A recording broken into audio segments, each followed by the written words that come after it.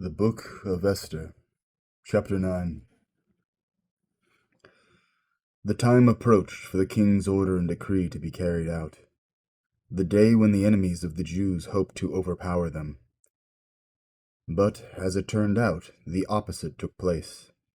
The Jews overpowered those who hated them. Thus, on the 13th day of the 12th month, the month of Adar, the Jews assembled in their cities throughout all the provinces of King Ahasuerus to attack anyone who tried to do them harm, and no one was able to withstand them, because all the peoples were afraid of them. All the officials of the provinces, the army commanders, the governors, and those occupied with the king's affairs helped the Jews, because they were afraid of Mordecai, for Mordecai had become a powerful person in the king's palace, and his fame had spread through all the provinces. Mordecai continued to grow increasingly powerful. The Jews put all their enemies to the sword. There was great slaughter and destruction, as they did whatever they wanted to those who hated them. In Shushan, the capital, the Jews slaughtered 500 men.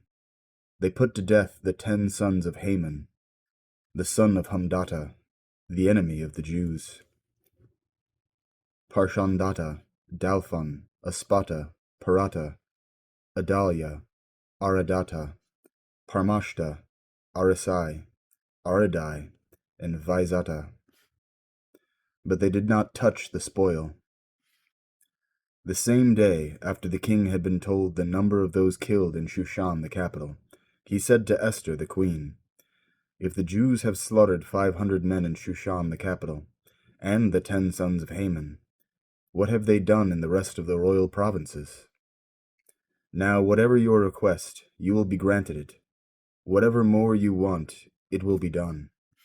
Esther replied, "If it pleases the king, let the Jews in Shushan act again tomorrow, in accordance with today's decree. Also have Haman's 10 sons hanged on the gallows." The king ordered these things done. A decree was issued in Shushan, and they hanged Haman's 10 sons. So the Jews in Shushan assembled also on the 14th day of the month of Adar, and killed 300 men in Shushan, but they did not touch the spoil.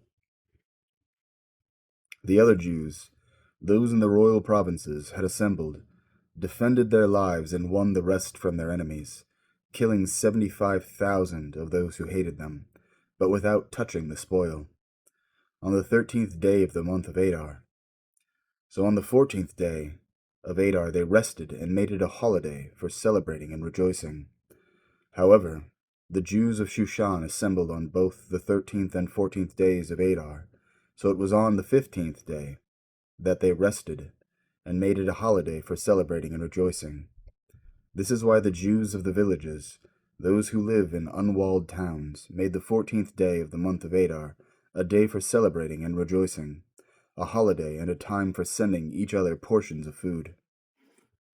Mordecai recorded these events and sent letters to all the Jews in all the provinces of King Ahasuerus, both near and far, instructing them to observe the 14th day of the month of Adar and the 15th day every year, to commemorate the days on which the Jews obtained rest from their enemies, and the month which for them was turned from sorrow into gladness, and from mourning into a holiday.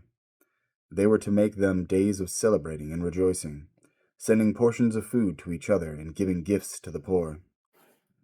So the Jews took it upon themselves to continue what they had already begun to do, and as Mordecai had written to them, because Haman the son of Hamdata the Agagi, the enemy of the Jews, had plotted against the Jews to destroy them, and had thrown that is, cast lots, to crush and destroy them.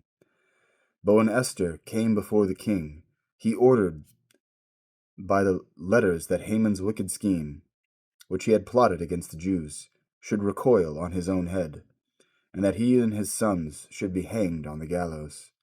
This is why these days have been called Purim, after the word pur. Thus, because of everything written in this letter, and what they had seen concerning this matter, and what had come upon them, the Jews resolved and took upon themselves their descendants, and all who might join them, that without fail they would observe these 2 days in accordance with what was written in this letter, and at the appointed time every year, and that these days would be remembered and observed throughout every generation, every family, every province, and every city, and that these days of Purim would never cease among the Jews, or their memory be lost by their descendants. Then Esther the queen, the daughter of Avikeel, and Mordecai the Jew, gave full written authority to confirm a second letter about Purim. He sent copies of it to all the Jews, to the 127 provinces of the kingdom of Ahasuerus, ensuring their peace and security, and requiring the observance of these days of Purim at their designated times, as Mordecai the Jew and Esther the queen had enjoined them, as they had established for themselves and their descendants concerning the matters of fasting and lamenting.